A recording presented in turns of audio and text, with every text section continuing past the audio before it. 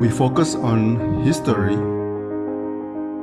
culture, religion, art, social, and philosophy of Nusantara. Here, in the presence of Nusantara, we were made to be forgotten about the goodness of ourselves. Because negativity seems to be more interesting for us. Now, I'm Sutoyo Raharto and friends assist you to remind you, to awaken you that we still can find the gems of Nusantara. They are the great sights of Nusantara.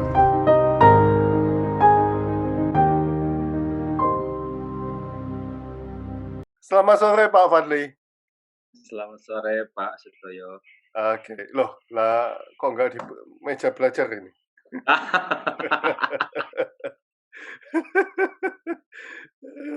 Berubah. Oh, berubah. Oke. Saya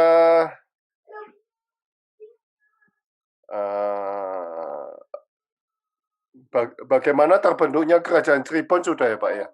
Sudah. Ini saya ingat nih, ini tuh totopong kalau ikat kepala Sunda tuh, udang. Udang, ya. Udang gitu. Tapi kan jenisnya banyak ya. Iya. Kalau di Cirebon, di Sunda tuh ini barambang semplak kalau yang begini. Wilayah kerajaan Cirebon termasuk mana saja udah ya? Belum. Itu yang belum. Jadi kalau menurut naskah Wangsakerta yang saya tahu gitu, terutama kejayaan Cirebon itu kan tercatat itu di abad ke-17. Jadi 1629 itu sampai menguasai setengah Pulau Jawa, sampai ke Mataram itu dikuasai sama Cirebon.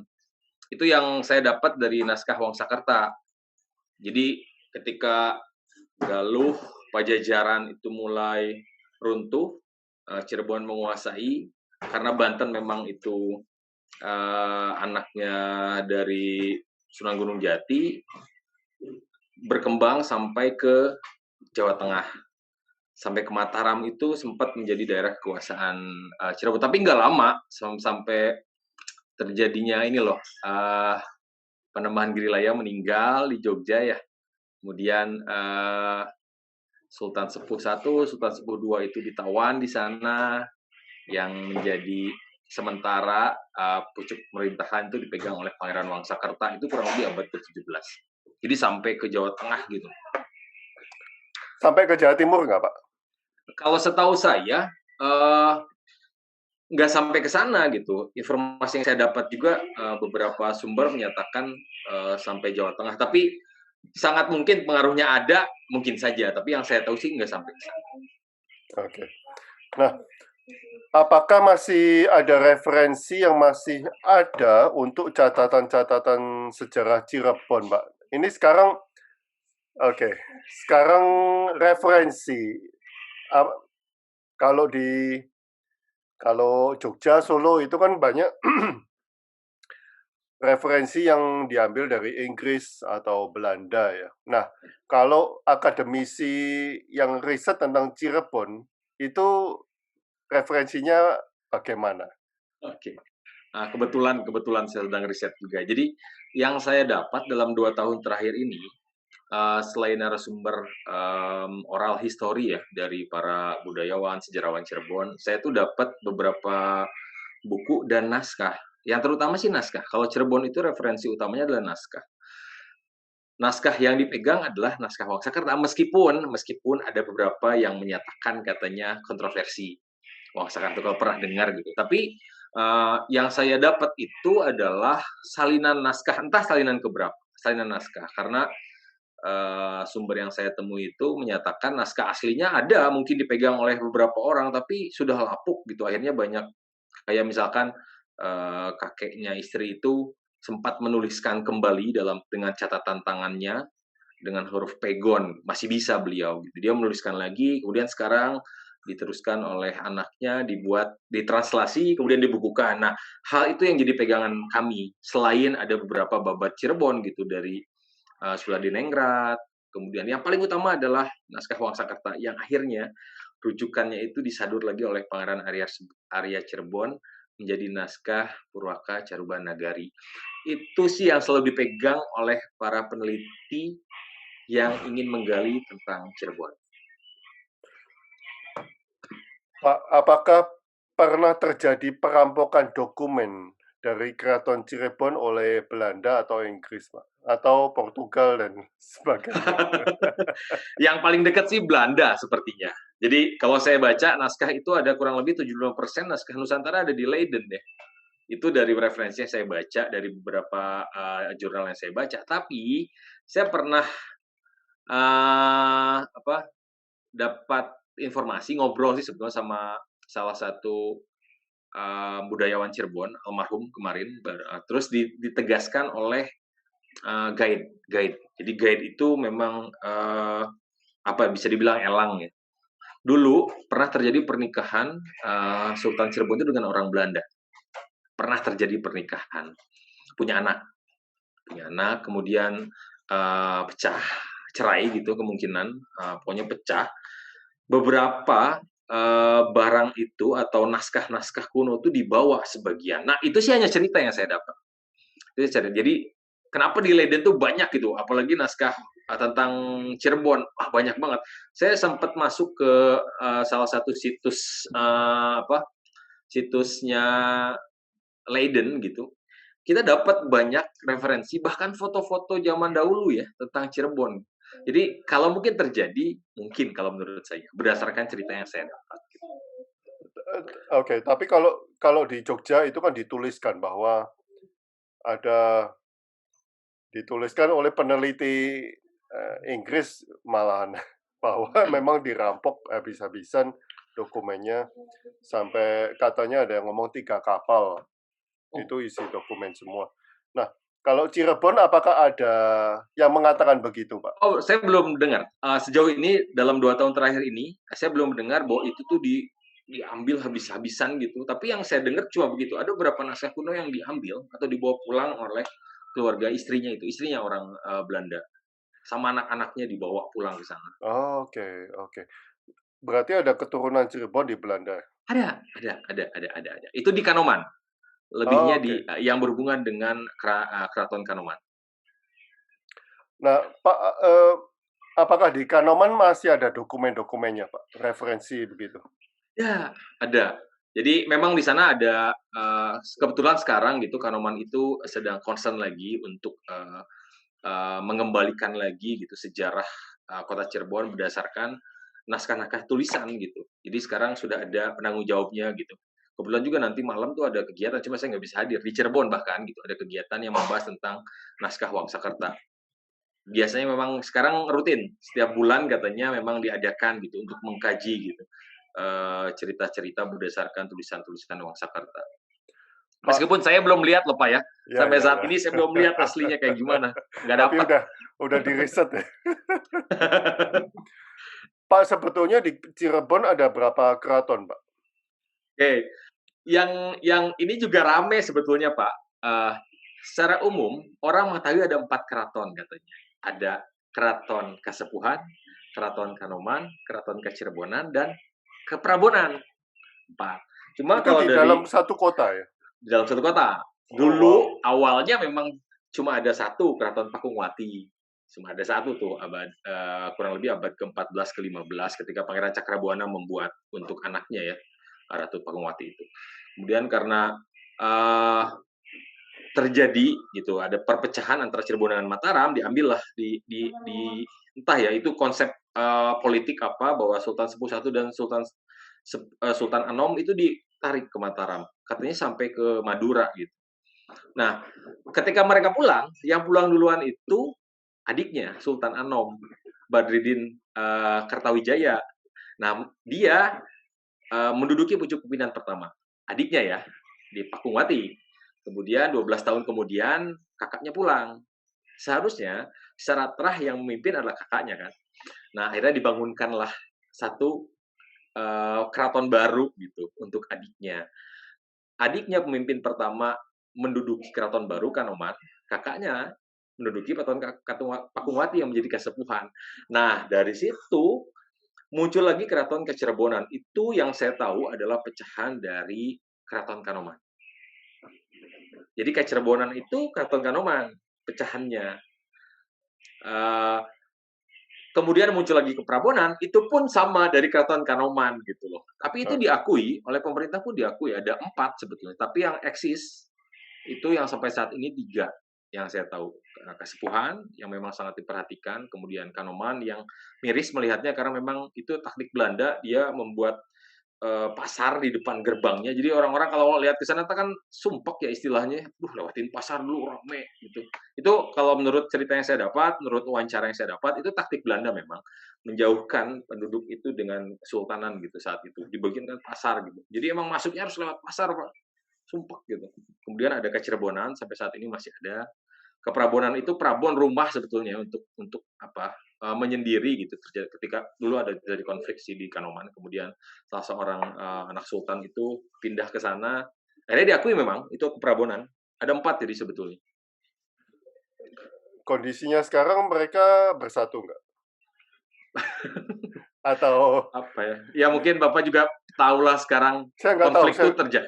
Oke, saya cerita sedikit. Konflik itu terjadi, Pak. Oke. Konflik terjadi. Bukan hanya di Cirebon, saya yakin di Surakarta juga ada, di Banten juga terjadi konflik. Tapi itu ada campur tangan dengan dari Belanda. Jelas. Itu taktik Belanda. Jadi yang saya tahu bahkan di bukunya Sejarah Peteng ada salah satu buku yang ditulis oleh Dr. Ahmad Rafan Safari Hasim gitu menyatakan katanya Kanoman itu yang menolak. Kalau Kasepuhan sedikit dia sedikit menahan diri gitu. Makanya dia bisa bekerja sama gitu, bisa terjadi hubungan dengan Belanda. Kanoman tuh menolak, perang lagi, memberontak lagi gitu. Nah, itu sengaja kalau menurut saya, hingga tercipta bahwa saya ini lebih masing-masing kurang lebih gitu lah. Hingga terjadi konflik antara keduanya. Kalau dilihat dengan kasat mata sih baik-baik saja, Pak. Tapi kalau saya coba masuk ke dalam, itu terjadi gitu, saling mengklaim bahwa saya itu lebih saya lebih tahu tentang sejarah, ini lebih tahu tentang sejarah. Tapi kalau saya coba ada di tengah-tengah sebetulnya, Pak, itu bukan hak saya untuk menjudge itu. Saya cari data di Kasepuhan, cari data di Kanoman, cari data di Kacirebonan. Tapi yang terjadi memang begitu. Bahkan di Kanoman tersendiri ada 2 sultan sekarang. Oke. Ya. Dalam sejarah saya tidak mendengar hubungan Kesultanan Cirebon dengan VOC, Hindia Belanda, Jepang. Bagaimana? Ini Pak Suryana tanya. Kalau menurut saya ada, Pak. Ada hubungannya, apalagi ketika pertama kali itu di masa VOC itu kan datang kan ke Cirebon itu kan mulai abad ke 17 bahkan ya, 18 bahkan ya. Jadi periode pas Sunan Gunung Jati gitu. Pasca Sunan Gunung Jati gitu. Itu pasca Sunan Jati itu Belanda VOC mulai ada. Dulunya kan Cirebon itu berperang dengan Banten itu melawan Portugis sebetulnya. Tapi VOC itu mulai masuk ketika mereka kalau nggak salah mendirikan atau membuat Gemeente Cirebon itu tuh ya. Jadi kayak pemerintahan Cirebon gitu. Istilahnya tuh kalau dari buku Purwaka Carubanegari itu The Gemeente Cirebon itu kurang lebih abad ke-18 memang. Sudah mulai masuk VOC itu. Jadi itu mulai terjadi bentrok tuh memang kalau menurut saya ketika VOC mulai masuk gitu. Mereka ingin menguasai semuanya karena kan jalur rempah masuk ke Jawa itu salah satunya kan Cirebon. Ya, jadi itu pokoknya Cirebon luar biasa memang akhirnya Belanda memang masuk sampai ke abad 18-19 tuh. Harus divide et impera ya untuk menguasai. Betul. Akhirnya dipecah juga kan. Iya. Itu terjadi di mana-mana. Saya sih percaya itu terjadi. Di Cirebon pun terjadi gitu. Ini masuk ke foto. Ini di Masjid Sang Cipta Rasa. Ini kalau lihat Mas, ini tuh Pak Stoyo ini tuh ada Jati ya. Ini kurang lebih hampir berapa ya, 20 meter lebih loh. Ini tanpa sambungan ya. Yang di atas ini? Ini loh, tiang, Oh, ini. tiang itu tanpa Oh, sambungan. wow. Nah, ini ada cerita menarik dengan kendaraan Cirebon sebetulnya. Aha. Karena rekan saya sedang meneliti tentang itu, namanya Pedati Gede. Nah, ini kan Oh, sulit ya. itu ada nanti, ada Ya, kereta ada Cirebon? kendaraan. Ada. Ya, ada Di kendaraan. bawah Tapi foto di bawah ada. Oke, tapi ini yang menarik adalah si bangunan ini kan arsitekturnya itu kan sebetulnya ada hubungannya dengan Majapahit ya, Pangeran Sepat. Jadi memang ini hibrid banget Cirebon tuh ketika menundukkan Majapahit, kemudian membawa para ahli untuk membantu membangun kerajaan Cirebon gitu. Salah satunya adalah membangun Masjid Sang Cipta Rasa ini. Jadi unsur Majapahitnya masih ada gitu. Islam, Hindu, Budanya terlihat sebetulnya kalau Bapak langsung datang ke sana. Yang menarik tuh tiang-tiangnya ini yang jadi sorotan kami beberapa tahun terakhir gitu. Ini gimana bawanya, dapat dari mana gitu. Ternyata ada hubungan sama Pedati Gede sebetulnya. Jadi ada sebuah kendaraan kurang lebih panjangnya 16 meter. Kendaraan itu roda-rodanya tuh hampir 2,5 meter lebih lah. Ada 12 roda. Itu dipakai oleh Pangeran Cakrabuana ketika mengangkut ini, katanya sih salah satunya mengangkut alat-alat atau bahan-bahan untuk membangun Masjid Sang Cipta Rasa. Oh, Ini salah gitu. satu masjid kuno sebetulnya. Nah, Bapak tadi mengatakan Cirebon pernah menaklukkan Majapahit. Ya, Oke. ada naskah itu menyatakan itu Majapahit pun sempat ditaklukkan Mengakui. oleh Cirebon gitu. Sampai ya itu tadi ahli-ahlinya dibawa ke Cirebon untuk akhirnya membantu untuk membangun kerajaan Cirebon gitu. Hingga saat ini terlihat bahwa ini ya itu tadi Pangeran Sepat kan memang dari sana. Ya. Nah, ini cantik sekali ini. Ya, ini mimbar. Ya, ini marmer.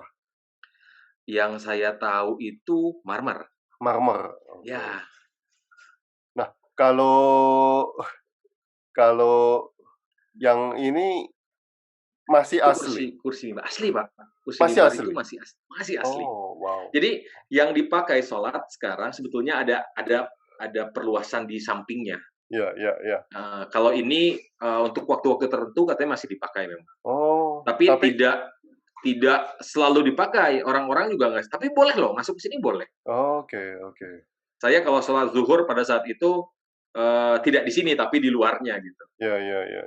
Tapi ini masih berfungsi. Cuma Masih nggak. berfungsi. Jadi ini kalau nggak salah ini untuk kesepuh-sepuh. Nanti ada di ujung kirinya, di pojok lagi untuk anom. Ya dibagi memang tempat itu.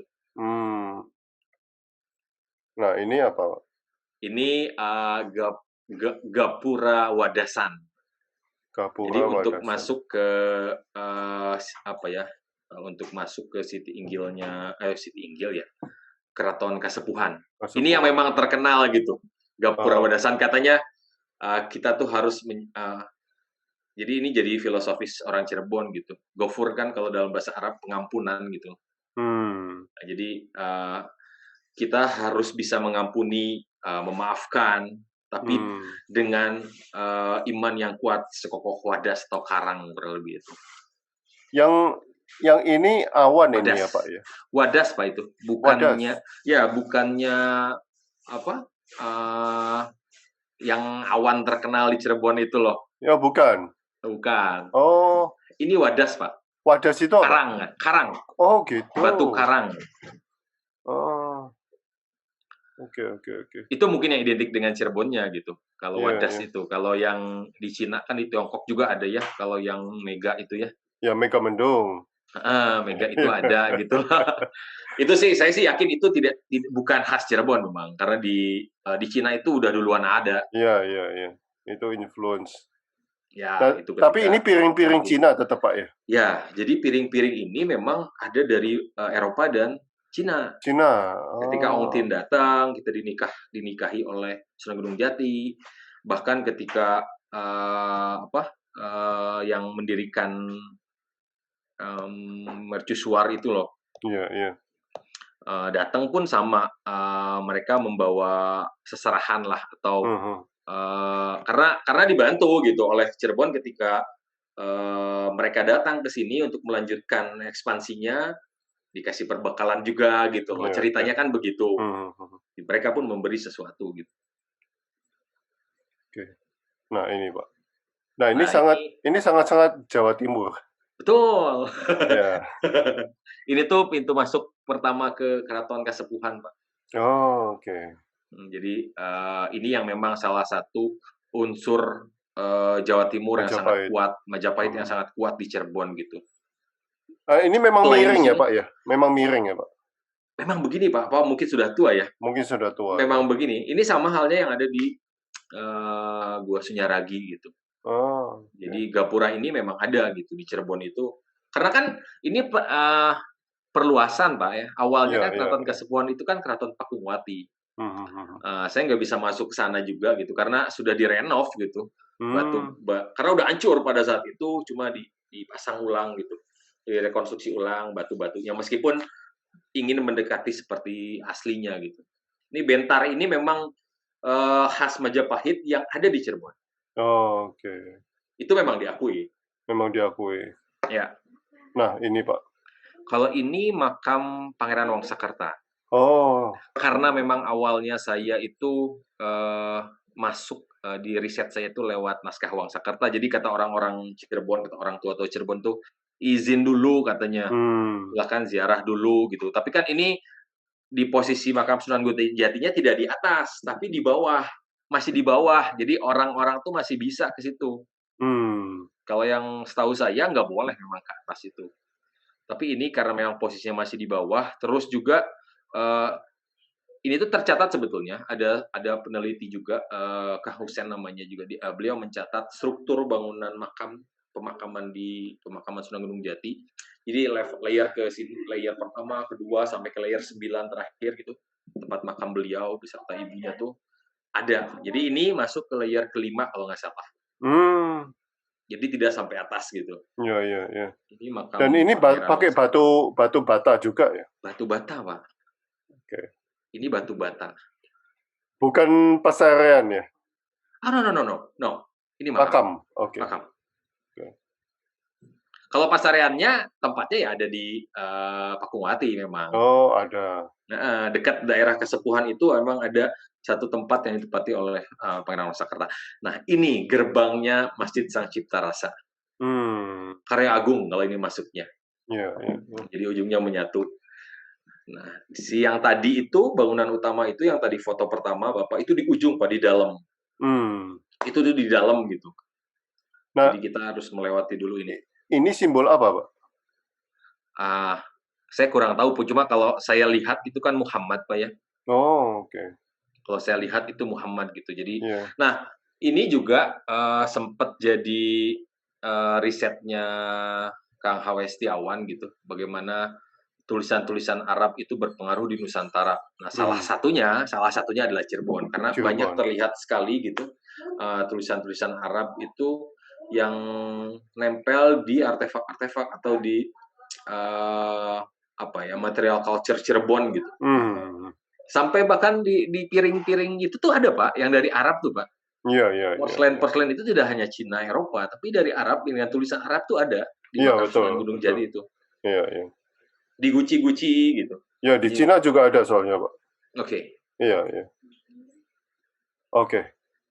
Ini Ini Kanoman, Pak, ini di Keraton Kanoman. Kanoman. Ya, kami alhamdulillah bisa, bertemu langsung dengan ratunya, adiknya Sultan, ini Heeh. Ibu Raja Ratu gitu, karena sultannya pada saat itu tidak ada.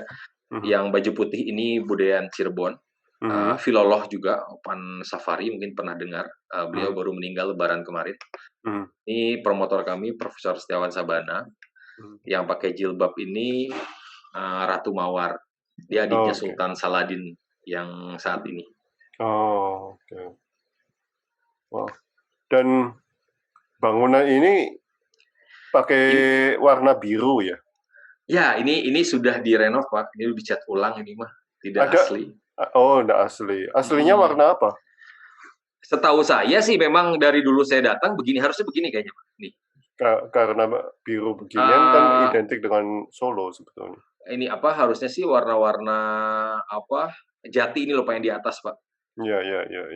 Karena ini sudah direnov, setahu saya memang informasinya ini sudah direnovasi gitu. Oke. Tapi untuk pintu ini masih asli. Masih asli. Ini masih asli gitu. Bentuknya sih asli tetap Pak. Cuma ini dicat ulang gitu. Iya. Oke, ini Pak. Nah, ini asal mula kerajaan Cirebon, Pak.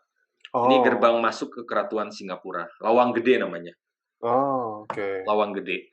Jadi kalau untuk ingin bertemu dengan petinggi kerajaan, itu harus melalui pintu ini. Namanya Lawang Gede. Tapi itu lewat sungai kecil memang. Tapi kalau untuk masuk ke ke desanya gitu Pak ya, kan dibagi nih, di sini pemerintahan, ini masyarakatnya. Jadi ada 2 kanal di sini, kiri kanan. Kalau yang lewat Cipalasah ini, kanal Cipalasah namanya, itu lewat sini, lewat gerbang ini. Tapi untuk masuk ke penduduk itu beda lagi memang jalurnya. Ini khusus untuk yang ingin bertemu dengan. Loh, ini di dalam satu ruangan Pak ya? Oh enggak, ya. Awalnya tidak. Awalnya gerbang itu terbuka, ini dipindah Pak posisinya. Jadi setelah dipindah itu akhirnya dibuat bangunan, setahu saya sih itu. Ini dipindah posisinya, tadinya tidak dibangun. Nanti ada foto yang selanjutnya kalau tidak salah saya kirim itu. Ini ada di dalam ruangan memang kalau ini. Ini kita bisa masuk ini? Masuk melihat sih boleh, tapi untuk membuka sih katanya memang waktu-waktu tertentu dibukanya. Oh gitu. Masih ada kepercayaan begitu ya berarti? Masih kental Pak kalau di Cirebon. Masih kental? Masih kental. Itu sulit memang kita lepas dengan kepercayaan itu. Kalau di Cirebon itu sulit. Makanya memang para wali gitu atau bahkan Sunan Gunung Jati itu dengan para pengikutnya menyebarkan kan tidak serta-merta seperti ideologi mereka, tapi mengikuti dengan apa yang sudah terjadi berlaku di sana. Ini seperti Sumatera Barat ya? Mungkin gitu. Kalau di Nusantara saya yakin begitu Pak. Semua harus begitu rasanya. Ya, jadi tidak fungsi memaksakan itu lebih sulit memang. Iya. Ternyata di Sumatera Selatan juga begitu Pak. Oh ya. Iya. Jadi mengikuti kebudayaan yang sudah ada. Betul. Ya. Nah, ini loh Pak. Ya. Ini tuh bagian depannya sebelum kita masuk ke sana, ke Lawang Gede tadi. Oke. Ini dibuat kan tidak ada pintu besi dulunya kan enggak kan. Jadi ketika kita tuh harus melewat untuk masuk ke pintu situ, pintu gerbang Lawang Gede tadi memang harus melalui ini gitu. Ini bangunan baru memang. Silakan Pak. Nah, ini objek penelitian saya Pak. Ini namanya Nawa Gapura Marga Raja. Nawa itu 9, Gapura itu pintu gerbang, Marga itu jalan, Raja itu ya raja. Jadi ini menurut naskah Purwaka Carubana, Nagara Kertabumi, Pustaka Nagara Kertabumi yang ditulis oleh Pangeran Wangsakerta. Bangunan nama Nawa Gapura Marga Raja itu Candra Sengkala. Jadi awal mula itu tanggal gitu. Angka 1677. Tapi secara denotatif kalau saya coba masuk ke teori semiotika, itu mengandung arti Nawa itu 9, Gapura itu gerbang, Marga itu jalan, Raja itu ya raja, pemimpin. Jadi Nawa Gapura Marga Raja itu 9 gerbang untuk masuknya para raja. Tapi ada 9 memang? Memang ada 9, Pak. Memang tapi ada 9. Dikenal dengan Lawang Sanga. Lawang Sanga. Kan di Bali juga ada ya. Iya. Kalau di Cirebon tuh terkenalnya di Lawang Sanga. Jadi ini pintu masuk pertama kali ke Keraton Pakungwati. Meskipun Keraton Pakungwati itu dibangun kan abad ke-15. Ini kan abad 17 nih. Jadi kalau saya dapat informasi dari Elang Hilman, salah seorang sesepuh Cirebon juga, menyatakan ini tuh bangunan yang sudah direnovasi. Dulunya memang ada gerbang, tapi mungkin namanya bukan gerbang 9. Tapi informasi yang saya dapat di naskah Wangsakerta dan beberapa tulisan mengenai Lawang Sanga, ini adalah memang pintu masuk pertama ke Keraton Pakungwati dari arah laut. Karena pada saat itu transportasi kan lewat laut. Iya. Ini kan dekat Pak, di depannya itu ada sungai namanya Sungai Kriat, kurang lebih 500 meter tuh masuk ke Laut Jawa. Hmm. Jadi memang ini memang arah masuk pertama lewat sini, selain di Muara Jati di ujung sana, ujung utara sana. Oke, Pak. Ini ada 9 nih. Ini pintu gerbang keraton. Keratonnya masih ada, Pak? Keratonnya ada, tapi sekarang Iya. karena berkembang dirubah Pak posisinya. Jadi sekarang menghadap ke alun-alun. Udah menghadap ke utara sekarang sih. Ini kan ke selatan ya. Jadi sekarang pintu masuk keraton itu dari depan, sebaliknya, arah sebaliknya. Kurang lebih 50 hektar pada saat itu. Kalau di sini memang masih ada satu gerbang kecil memang masih ada gitu. Dibuat memang di situ memang kalau menurut saya diyakini bahwa menandakan bahwa itu memang pintu masuk gitu. Dulu, sekarang sih ya tidak lewat sini. Sekarang ini jadi bangunan bersejarah saja gitu. Cuma ya tadi di waktu-waktu tertentu itu orang masih ada yang melakukan sesuatu di sini gitu. Nah, Pak, pertanyaan saya selanjutnya, di samping atau di daerah di seputaran Lawang Sanga ini udah perkampungan semua, Pak? Sekarang perkampungan. Oh, gitu. Sekarang perkampungan. Nah, itulah yang kami ada beberapa LSM gitu, ada beberapa kelompok yang peduli gitu, berharap memang ini mulai direvitalisasi memang. Jalannya diperbaiki gitu. Intinya gerbang utamanya gerbang pendukung utama yang di samping area bangunan ini tuh hancur, Pak. Sudah hancur. Jadi di sini tuh ada 6. Di bangunan ini cuma ada 6. Di bangunan ini ya, bangunan inti. Ini kan dikelilingi tembok, Pak ya. Iya. Nah, di samping-samping tembok utama tuh ada 2 gerbang. Nah, itu katanya untuk para tentara rajanya. Masuknya lewat sampingnya. Kalau untuk raja lewat sini. Jangan-jangan ini hanya pos saja, Pak?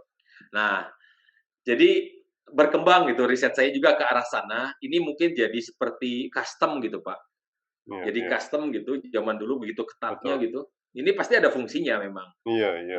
Saya sudah beberapa waktu terakhir saya menemukan poin-poin kenapa jadi custom gitu, jadi bea cukainya mungkin. Karena di ujung sana ada Gunung Indrakila, Pak. Ketika kita masuk ke sini, masuk ke gerbang ke keraton langsung, itu ada Gunung Indrakila. Itu jadi pos pengamatan. Posisinya lebih tinggi dari bangunan ini. Jadi orang yang masuk itu kelihatan dari situ gitu. Memang untuk para prajurit melihat dari sana. Tapi sejauh ini banyak cerita, banyak mitos dengan bangunan ini gitu Pak sebetulnya. Katanya ini ada jalan rahasia tempat pelarian ketika terjadi peperangan untuk keluarga keraton gitu. Di sini juga ada mitos buaya putih gitu, menjaga bangunan ini gitu. Karena memang di sana banyak buaya muara gitu sebetulnya. Kalau saya sih melihatnya memang itu mitos itu dibentuk gitu. Karena memang entahlah untuk melestarikan bangunan ini atau melindungi bangunan yang jalan keluar rahasia itu, karena ini tuh ada saluran yang tembus ke salah satu sumur suci yang ada di keraton ya. Mesti ada cerita itu, Pak, sumur itu. Pasti, Pak. Di setiap Di keraton tuh mana-mana ada itu. loh. Iya, sampai di kelenteng pun ada, Pak. Ya. Oke. Nah, ini bagian depannya, Pak. Oh, bagian depan. Ini bagian depan. Ini masuk. Ini gerbang utama yang kayu masuk ke bangunan. Yang di samping-sampingnya hancur, Pak. Sekarang malah yang samping, kalau lihat di visual, di samping kiri itu udah sama sekali nggak ada, jadi bangunan aja. Waduh, sayang banget ya. Yang sebelah kanan nih tinggal sisa-sisa aja, Pak. Yang ini kan ya? Saya tuh memang sedang membuat 3D-nya gitu. Coba saya rekonstruksi ulang gitu, karena tujuan akhir saya kan, saya ingin membuat gerbang masuk kota Cirebon gitu. Tapi referensinya dari sejarah Lawang Sanga ini, karena menurut cerita ini tuh bernilai gitu. Kenapa enggak gitu, sekarang saya buat sesuatu yang memang saya mereferensi dari sini. Tapi kalau dilihat ini kan pos saja, Pak, sebetulnya. Ya, itu makanya perkembangannya adalah ketika ini jadi pos, jadi custom gitu. Tapi dari folklore, oral history, pada saat itu memang ini kan di depannya sungai, Pak. Kalau saya kirim nggak ya? Sungai itu dulu besar banget gitu. Memang kapal-kapal kecil itu memang menyandarnya di sana. Berlabuh di Cangkol, ada namanya Nyangkol kan, melabuhkan jangkar ya. Kemudian ada kapal-kapal sedangnya masuk ke sini. Masuknya harus lewat ini. Oh iya. Harus melewati ini. Jadi pos pemeriksaan pastinya di sini terjadi. Pasti di gitu. sini. Pasti dicek di sini gitu loh. Interesting. Ada pertanyaan ini sebentar. Bahan bangunan kuno di Cirebon terdiri dari batu merah atau adukan, tidak batu Oke. seperti di Jawa Tengah. Mengapa? Itu dari Pak Suyena. Pertanyaan Oke. kedua adalah ada 9 pintu, 4 tempat masuknya raja-raja. Emang waktu itu raja di Cirebon ada 9? Silakan. Oke. Oke. Kalau untuk bahan bangunan yang saya tahu memang Cirebon itu bata merah, Pak. Bata merah seperti Majapahit kan nih, Pak? Ya, karena kan Majapahit duluan juga ya. Cirebon berkembang setelah Majapahit kan. Ya, ya. Terus beberapa arsitektur Majapahit juga masuk ke Cirebon gitu. Mhm. Tapi kalau melihat bata merah juga, kalau dari asal-usul leluhurnya Cirebon itu di Tarumanegara, misalkan Indra Kila gitu, Indra Prahasa gitu. Saya juga sempat datang ke situs peninggalan Tarumanegara, itu sudah bata merah abad ketiga, abad keempat bahkan. Hmm. Di Karawang masih ada gitu. Wah, itu keren banget dan hampir sama dengan bata-bata merah yang ada di Cirebon gitu. Hmm. Kemudian juga yang menarik lagi katanya nih, saya juga kurang paham apakah benar gitu, dia tidak ditempel dengan semen gitu atau adukan. Hmm. Ada yang cerita dengan getah, cerita yang saya dapat dengan kuning telur, tapi sebanyak Iya, itu apa mungkin gitu. Tapi yang pasti orang-orang zaman dahulu memang itu jenius-jenius sudah, kalau iya, menurut iya, saya iya. gitu. Mhm. Nusantara itu zaman-zaman dahulu sudah jenius, sudah bisa membuat sesuatu yang memang ya salah satunya Borobudur bahkan gitu. Itu tuh orang-orang jenius kalau menurut saya gitu. Iya, iya, iya. Jadi bagaimana mereka memperhitungkan atau bagaimana mereka membuat sesuatu tapi dikonsep gitu. Iya, iya, iya. Membuat itu dikonsep dulu gitu. Hmm. Jadi Ya. bata merah sama adukan tuh adukannya itu renovasi. Mhm. Awalnya ya semuanya bentuknya bata gitu lah kalau menurut saya sih yang saya Iya, dapat gitu iya, bata iya. merah. Tapi gini loh Pak, kalau saya lihat bangunannya Pakuwati pertama itu semuanya bata merah, Bata tumbuhannya merah. semua. Terus adukan, tapi batu karang. Entah apakah ada batu atau adukan yang diukir jadi karang, tapi yang saya tahu memang itu batu karang gitu, karena dekat dengan laut. Untuk Mbak Kusmawati ya, 9 pintu termasuknya raja, memang waktu itu raja di Cirebon ada 9, bukan, 9 itu identik dengan Cirebon. Oh. 9 itu identik ketika ini kan ketika berkembangnya Islam di Cirebon. Misalkan, Wali Sanga itu pemimpinnya ketika bergeser ke Sunan Gunung Jati kan ada Wali 9. Kemudian ada istilahnya martabat 7 dan martabat 9 di tarekat Cirebon itu, Satariyah gitu.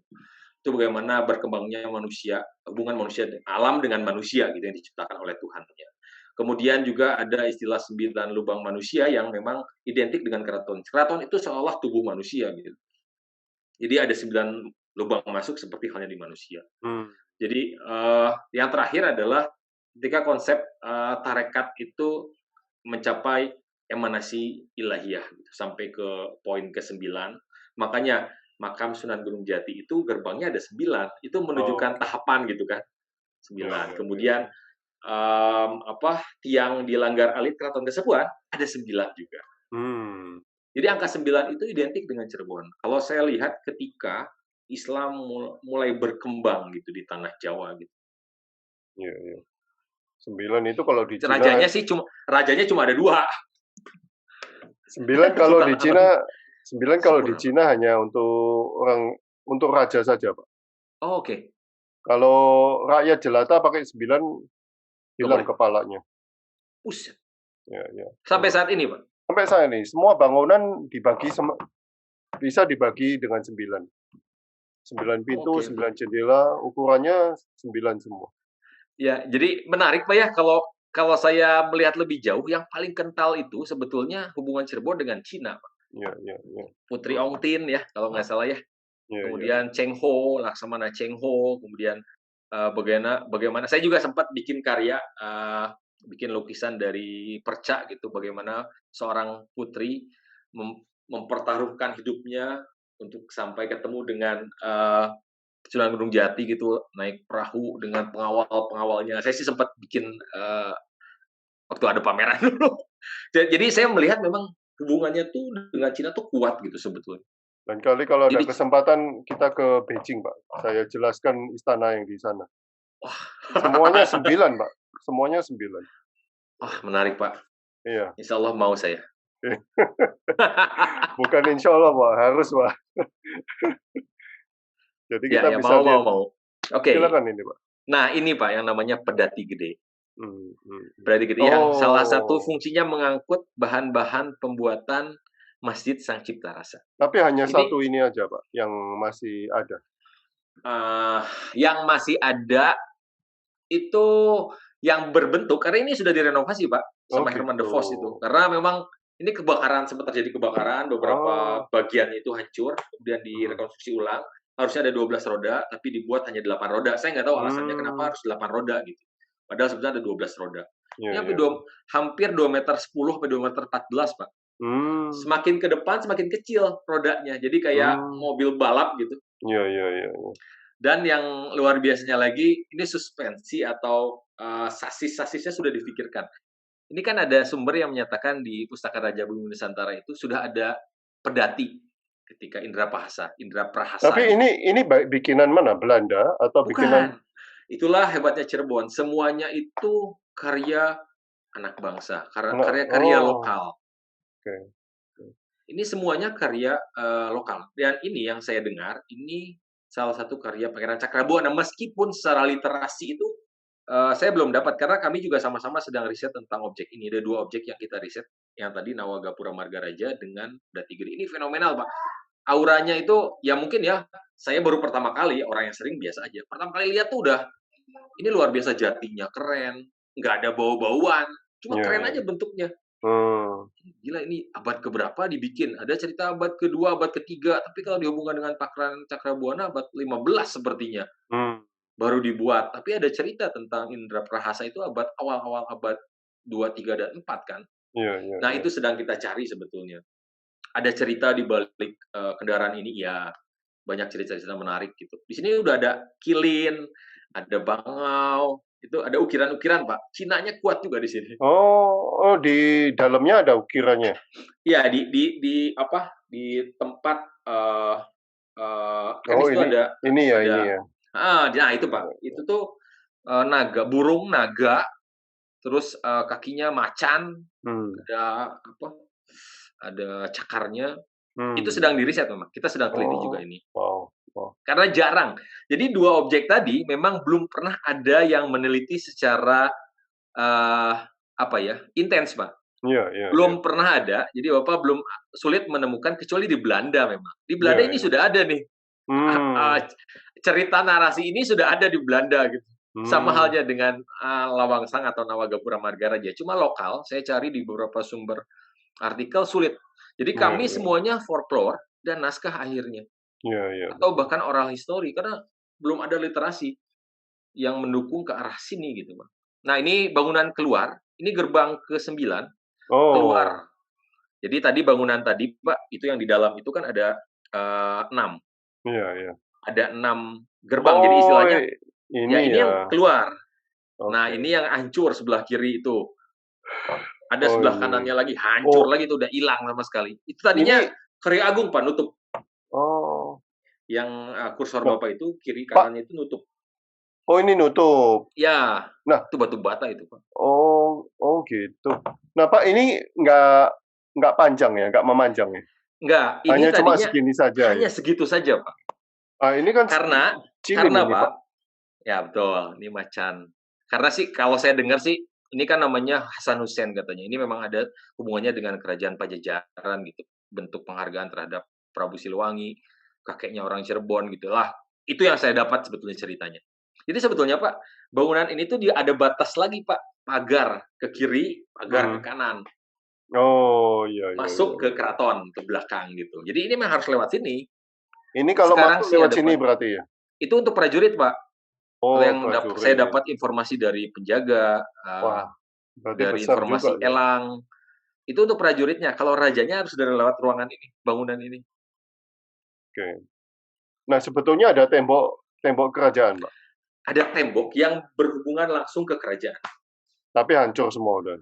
Cuma tinggal kalau yang sebelah kanan, itu Iya. sudah rata, Pak, cuma tinggal pondasinya saja. Tapi yang sebelah kiri masih ada, hancuran-hancurannya masih ada. Oke. Itu cuma tinggal sedada lah.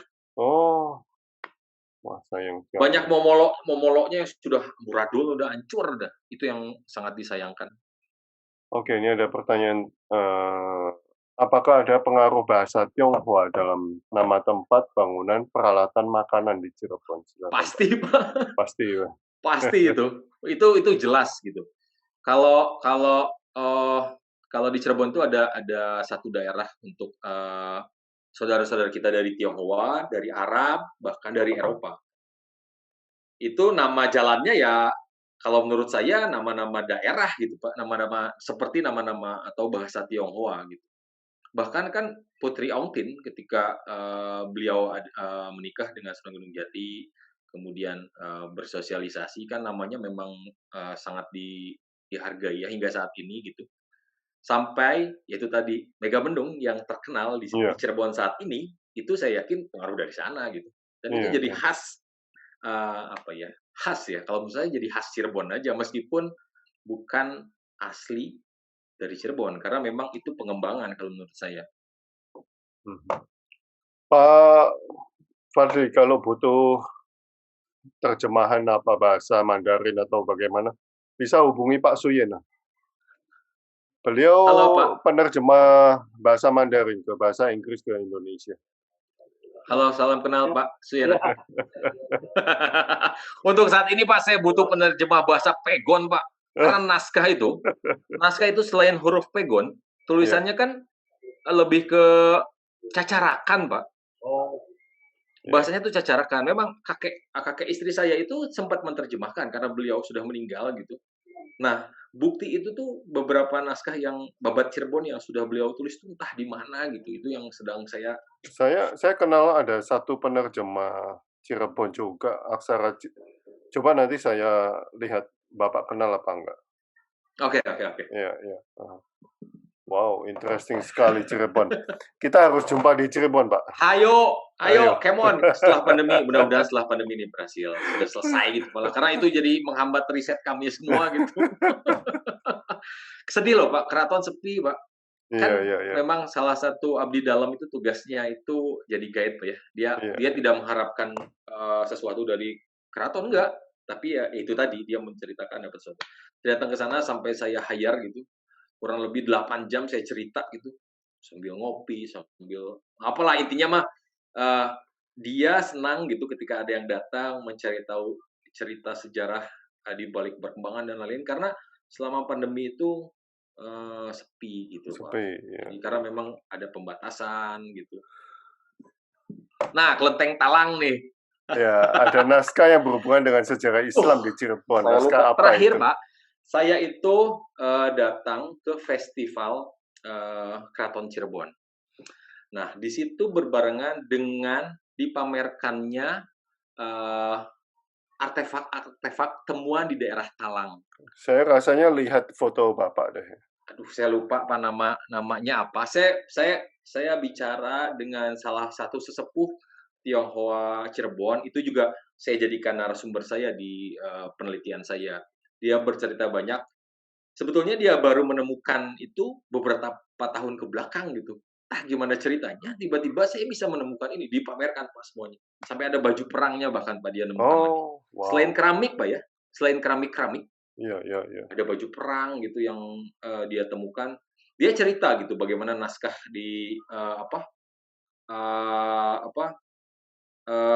naskah Cirebon yang bicara tentang kelenteng, Masjid Pajagrahan, Kelenteng Talang, kemudian ada kelenteng tua yang di dekat Citiwinangun itu. Di Wangsakerta sebetulnya ada, Pak, di Wangsakerta. Cuma karena Wangsakerta itu bukunya banyak, Pak. Dari 2 naskah yang membahas tentang Cirebon, Pustaka Raja Bumi Nusantara 25 buku, saya baru bisa baca 5, itu pun terjemahannya. Eee, Purwaka eee, Pustaka Nagara Kertabumi juga sama ada 25 buku dan saya baru baca 5 bukunya. Dan itu pun terjemahannya, Pak. Karena kan Hmm, prosa bentuknya, iya, bukan untuk iya. saya baca, harusnya saya ceritain gitu. Kalau saya Hmm, saya bacakan teman-teman ngerti. Tapi kalau saya hmm. baca sendiri, buset, aduh. Makanya saya butuh teman, itu alhamdulillah saya ada teman untuk saling membacakan sebetulnya. Jadi lebih bisa difahami dibandingkan saya membaca sendiri. Kecuali Hmm. orang-orang filolog, Pak. Kecuali orang-orang filolog gitu. Naskahnya ada, cuma saya lupa. Mungkin Pustaka Negara Kertabumi, mungkin Purwaka Caruban Nagari. Tapi saya tidak yakin itu naskahnya apa. Oke, terima kasih Pak Fadli atas waktunya. Amazing, Sama-sama. amazing. Hatur nuhun, hatur nuhun. Hatur Pak nuhun. Sutoyo, Ya, banyak teman saya yang merespon poster saya. Karena ya. kan saya ada beberapa teman dari Surakarta, Jogja. Kang Fadli, saya mau sebentar.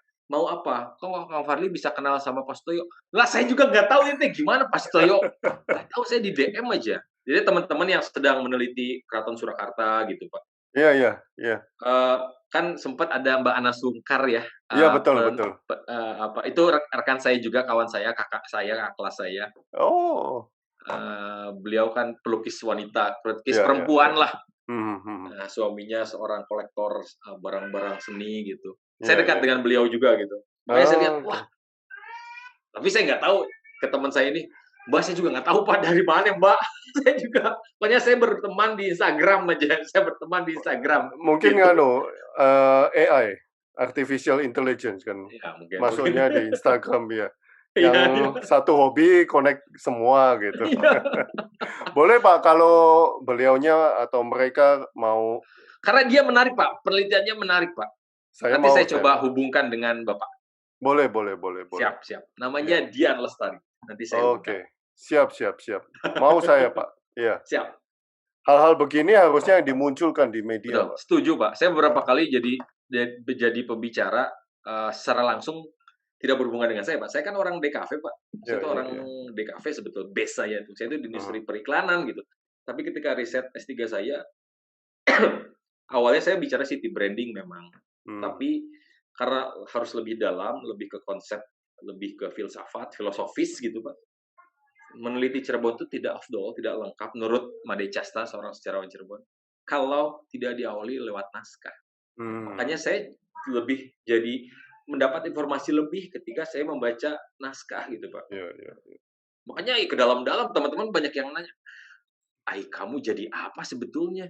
Kamu tuh mau bikin apa kok jauh-jauh ke sana?" Tapi itu sih Hobi. jadi peluru saya akhirnya Iya, gitu. iya, Karena iya, saya iya. senang dengan sejarah dari SMA gitu. Iya, iya, iya. Sama, Pak. Terima kasih Pak Fadli Siap, atas sama-sama Pak matur Sutoyo. nuhun. Ye. Sama Solna, Pak Suyana, Mbak Kusmawati, Pak Ya, Paul, bagus Mbak Nurul. Mawati.